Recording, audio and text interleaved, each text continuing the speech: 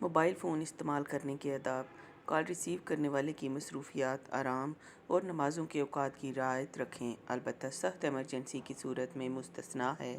Phone کرنے والے اور ریسیو کرنے والے ہیلو کی بجائے السلام علیکم یا وعلیکم السلام سے گفتگو کی ابتدا کریں۔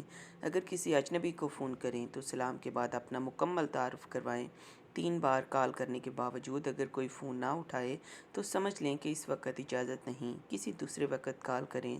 مسجد، درسگاہ اور وعظ و نصیحت کی مجلس میں داخل ہونے سے پہلے موبائل فون بند کر دیں یا کم از کم سائلنٹ کر دیں۔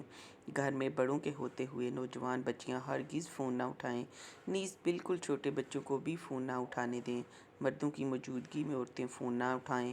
اگر فون اٹھانا بھی پڑے تو نرم لہجے کے بجائے سختی اور روکھے پن سے جواب دیں۔ موبائل کا اسپیکر سب کے سامنے آن کر دینا خیانت ہے۔ بوقت ضرورت فون کرنے والے سے پیش کی اجازت لیں۔ فون کرنے والے کی گفتگو اس کی اجازت کے بغیر ریکارڈ کرنا ظلم اور دھوکہ دہی میں شامل ہے۔ اپنے بچے بچیوں کی موبائل فون سرگرمیوں پر کڑی نگاہ رکھیں تاکہ موبائل کے غلط استعمال کی روک تھام ہو سکے۔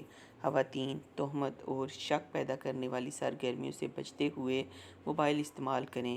ماہرین کے مطابق موبائل فون کی وجہ سے طلاق اور گھریلو ناچاکیوں کی شرح میں 70% اضافہ ہوا ہے۔ موبائل فون کو دعوت و تبلیغ اور تذکیر و اصلاح کا ذریعہ بنائیں، البتہ صرف مستند اور مدلل دینی پیغامات ہی آگے ارسال کریں۔